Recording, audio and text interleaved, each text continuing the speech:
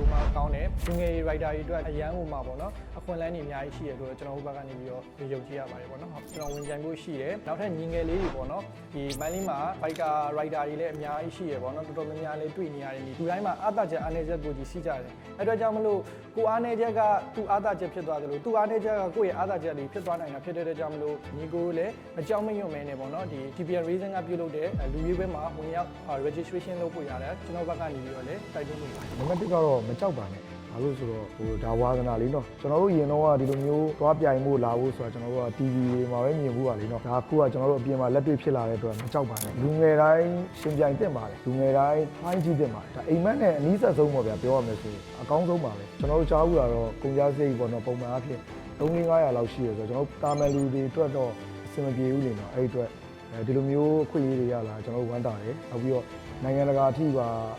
ါသွားပြီးတော့ရှင်ပြိုင်ရမှာဖြစ်တဲ့အတွက်အရန်လည်းပီတိဖြစ်တယ်ကိုယ်နိုင်ငံသားအနေနဲ့ပေါ့နော်ဒီလက်ရှိအခြေအနေထားတစ်ခုမှာကျွန်တော်တို့အနေနဲ့3-500သုံးပြီးတော့ဒီလိုသွားပြိုင်မှုဆိုတာမလွယ်ဘူးလေနော် GPR Racing လို့လိုမျိုးနောက်ကနေ supporting ပေးတဲ့လူတွေရှိမှကျွန်တော်တို့ကသွားလို့အဆင်ပြေပါလိမ့်နော်လက်ရှိမှာတော့ကျွန်တော်တို့က rider တယောက်တည်းရွေးမှာဆိုပေမဲ့နောက်ကျရင်ကျွန်တော်တို့ rider တွေအများကြီးရွေးဖို့လည်းစီစဉ်ရှိရလို့ကြားထားဖြစ်တဲ့အတွက်ဝမ်းသာတယ်ဝင်ကြပါပြိုင်ကြပါ GPN ကပြိုင်ပွဲလေးလုပ်ပေးတဲ့ပုံမှာပေါ့နော်ကောင်းတာပေါ့ဒါလည်းဆိုတော့ဒါလူငယ်တွေရဲ့ဝါသနာပေါ်မှာဒါရည်ချင်းရှိရှိပြိုင်ပွဲဝင်နိုင်တာပေါ့ဒီစနစ်ကြနဲ့ဒီပြိုင်ပွဲလေးလုပ်ပေးတဲ့အတွက်ကောင်းတာပေါ့လူငယ်တွေအတွက်အခွင့်အလမ်းရတယ်ဒါဆိုလို့ရှိရင်လမ်းပေါ်မှာဒီတိုင်းစီးနေရတဲ့ဆာလို့ရှိရင်ဒါပြိုင်ပွဲထဲမှာဆိုတော့ကိုယ့်ရဲ့ရည်ချင်းတွေလည်းထုတ်ဖော်လို့ရတာအခုဒီ GPN ကလုပ်ပေးတဲ့ပြိုင်ပွဲတော့လူငယ်တွေမဖြစ်မနေနဲ့ပါဝင်တဲ့နေဒီကပြိုင်ပွဲဝင်နိုင်လို့တဲ့စိတ်ပဲဒီကြီးကြီးอ่ะကိုမောင်းကျင်တဲ့စိတ်ကိုစကေးကိုလမ်းပေါ်မှာပြဖို့ပဲရည်ကြီးဗီဒီယိုနဲ့ရေးလက်တွဲပြီးတော့တင်လို့ရတယ်အတွေ့အကြုံလည်းအများကြီးရရှိမယ်ပြီးတော့တက်တက်လို့လည်းရမယ်ဒီဘက်ကိုကျွန်တော်လည်းဝင်ကြိုင်ပါဒါဆိုင်ငယ်ကိုကြိုက်တဲ့လူငယ်တွေ Racing သမားတွေအကုန်လုံးဒီပြိုင်ပွဲကိုဝင်ကြိုင်ကြည့်ပါဒီပြိုင်ပွဲမှာအနိုင်ရမယ်ဆိုရင်မြန်မာနိုင်ငံ Racing သမားရဲ့ပထမဆုံးအရေးပါတဲ့လူတစ်ယောက်ဖြစ်လာပါလိမ့်မယ်အားလုံးကြိုးစားကြည့်တင်ပါ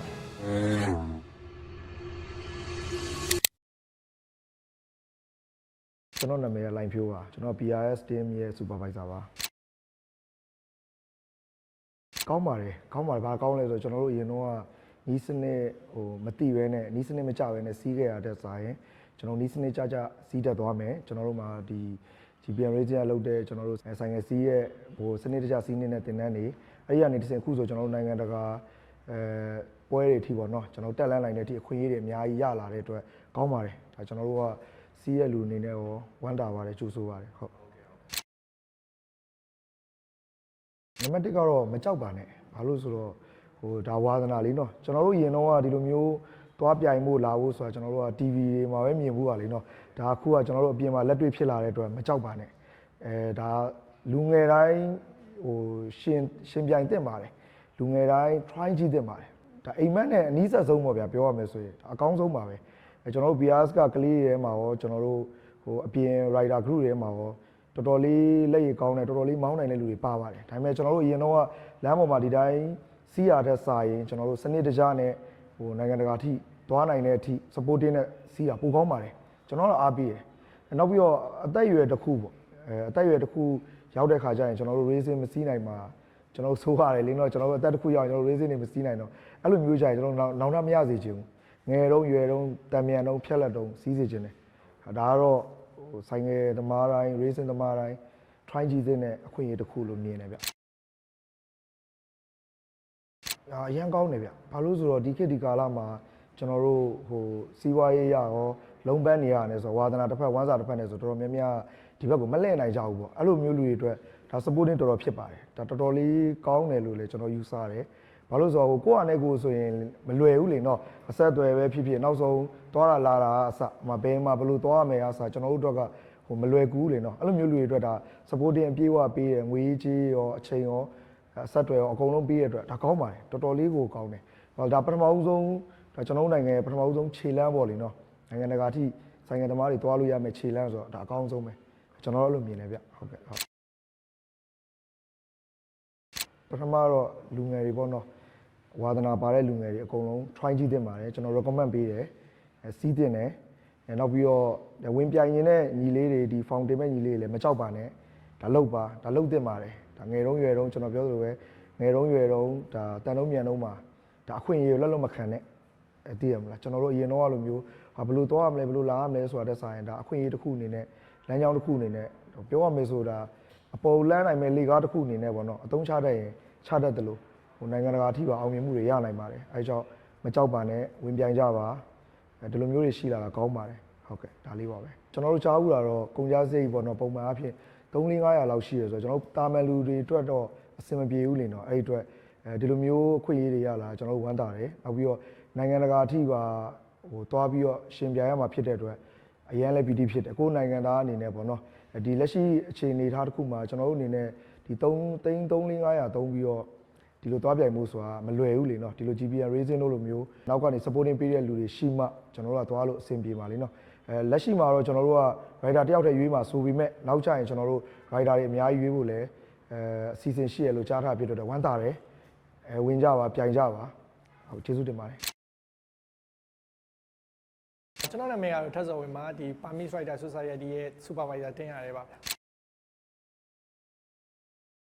GPN Racing ပေါ့နော်မြန်မာနိုင်ငံထဲမှာ MotoGP ပုံစံမျိုးပေါ့နော်ဖွဲ့စည်းလိုက်တာတကယ်ဥမာကောင်းတယ်ကျွန်တော်တို့အတွက်လူငယ် rider တွေအတွက်အရန်ဟိုမှာပေါ့နော်အခွင့်အလမ်းတွေအများကြီးရှိရလို့ကျွန်တော်တို့ဘက်ကနေပြီးတော့ယုံကြည်ရပါတယ်ပေါ့နော်ဟုတ်ကျွန်တော်ဝင်ပြိုင်ဖို့ရှိတယ်နောက်ထပ်ညီငယ်လေးတွေပေါ့နော်ဒီမိုင်းလင်းမှာဘိုက်က rider တွေလည်းအများကြီးရှိရပေါ့နော်တော်တော်များများမကြောက်ပါနဲ့လုံးဝမှဒီကြောက်နေကြတဲ့ပုံစံမျိုးလေးတွေရှိနေကြတယ်လူတိုင်းမှာအာသာချက်အားနည်းချက်ကိုကြီးရှိကြတယ်အဲ့တော့ကြောင့်မလို့ကိုအားနည်းချက်ကသူအားသာချက်ဖြစ်သွားတယ်သူအားနည်းချက်ကကိုယ့်ရဲ့အားသာချက်လေးဖြစ်သွားနိုင်တာဖြစ်တဲ့ကြောင့်မလို့ဒီပြိုင်ပွဲမှာပေါ့နော်ကိုကပထမရကောင်းရသွားနိုင်တယ်အဲ့နေထားမှာဆိုရင်ကျွန်တော်တို့တွေနိုင်ငံတကာပေါ့နော်ဒီထိုင်းနိုင်ငံ circuit မှာပေါ့နော်ဝင်ပြိုင်နိုင်တဲ့အနေထားရှိရဖြစ်တဲ့ကြောင့်မလို့ညီကိုတို့လည်းမကြောက်မရွံ့မဲနဲ့ပေါ့နော် GPN Racing ကပြုလုပ်တဲ့လူရွေးပွဲမှာဝင်ရောက် registration လုပ်ဖို့ရတယ်ကျွန်တော်ဘက်ကနေပြီးတော့လည်းတိုက်တွန်းလိုပါတယ်ပေါ့နော်ဟုတ်ညီငယ်အားလုံးဝင်ပြိုင်ကြပါအဓိကအတွေ့အကြုံကအရန်ရေးကြည့်တာဖြစ်တဲ့အတွက်ကြောင့်မလို့အတွေ့အကြုံတစ်ခုရတာညီငယ်တွေအတွက်အခွင့်အလမ်းတစ်ခုဖြစ်တဲ့အတွက်ကြောင့်မလို့မင်းကိုဝင်ပြိုင်သင့်ပါတယ်ကျွန်တော်နာမည်နှုတ်ကိုထုံးပါဟုတ်ကဲ့ကျွန်တော် VS မှာဖြစ်ရှိနေကြပါပြီဟုတ်ကဲ့ဒီ GPN ကပြိုင်ပွဲလေးလုပ်ပေးတဲ့ပုံမှာပေါ့နော်ကောင်းတာပေါ့ဒါလည်းဆိုတော့ဒါလူငယ်တွေရဲ့ဝါသနာပေါ်မှာဒါရေးချင်းရှိပြိုင်ပွဲဝင်နိုင်တာပေါ့နီးစနစ်ကြနဲ့ဒီပြိုင်ပွဲလေးလုပ်ပေးတဲ့အတွက်ကောင်းတာပေါ့လူငယ်တွေအတွက်အခွင့်အလမ်းရတယ်ဒါဆိုလို့ရှိရင်လမ်းပေါ်မှာဒီတိုင်းစီးနေရတဲ့ဆာလို့ရှိရင်ဒါပြိုင်ပွဲထဲမှာဆိုတော့ကိုယ့်ရဲ့အရေးချင်းတွေလည်းထုတ်ဖော်လို့ရတာပေါ့အခု GPN လုပ်ပေးတဲ့ပြိုင်ပွဲထဲမှာတော့လူငယ်တိုင်းဆိုင်ငယ်စီးတဲ့လူတိုင်းပေါ့ဝါသနာပိုင်ဒါမဖြစ်မနေ join ကို join တဲ့ပြိုင်ပွဲလေးတစ်ခုဖြစ်တယ်ဒါမှလည်းစနစ်ကြတဲ့စီးနင်းပုံတွေကရင်းနှီးလာမှလူတွေကနောက်ပိုင်းဆိုင်ငယ်စီးလာတဲ့ guide တွေကဖွံ့ဖြိုးတိုးတက်လာမှာပေါ့နော်ဝမ်းသာပါတယ်အဲ့လိုဖြစ်တယ်ခုဒီ GPN ကလုပ်ပေးတဲ့ပြိုင်ပွဲတော့လူငယ်တိုင်းမဖြစ်မနေနေတဲ့ပါဝင်သင့်တယ်ဒါကလမ်းပေါ်မှာစီးနေရတဲ့ဆိုရင်ဒီထဲမှာပြိုင်ပွဲထဲမှာဆိုတော့ကြောက်လန့်စိတ်တွေရှိရင်ဒါကလည်းမပူနဲ့ဒါတွေကလည်းကွင်းထဲရောက်သွားပြီဆိုလို့ရှိရင်ကိုယ့်ရဲ့ဝါသနာနဲ့ဒီပေါ်မှာထပ်တူကျသွားတဲ့အခါမှာအဆင်ပြေစီးနိုင်မှာကြောက်စရာတော့မလိုအဓိကပြိုင်ပွဲဝင်နိုင်လို့တဲ့စိတ်ပဲအရေးကြီးတာကိုမောင်းကျင်တဲ့စိတ်ကိုစကေးကိုလမ်းပေါ်မှာပြဖို့ပဲဖိတ်ခေါ်ပါလေလာခဲ့ဖို့တော့ခံရစော်ထုံးပါကဲတော့မန်ပါဝင်ဖြစ်နေရတော့ဒီအားစထောင်ကြရပေါ့ဒါဆိုင်ငယ်ကိုကြိုက်တဲ့လူငယ်တွေ reason သမားတွေအကုန်လုံးအတွက်ကောင်းတဲ့အရာဖြစ်လာမယ်လို့တော့ယုံကြည်ပါတယ်ဒီပြိုင်ပွဲကိုဝင်ပြိုင်ကြည့်ပါဒီပြိုင်ပွဲမှာအနိုင်ရမယ်ဆိုရင်မြန်မာနိုင်ငံ reason သမားရဲ့ပထမဆုံးအရေးပါတဲ့လူတစ်ယောက်ဖြစ်လာပါလိမ့်မယ်အားလုံးစူးစမ်းကြည့်သင့်ပါတယ်ကျွန်တော်နာမည်ကလင်းနေသေးရပါကျွန်တော်လက်ရှိက BRS level 005ဖြစ်ပါတယ်BRS ရဲ့ own member တယောက်လည်းဖြစ်ပါတယ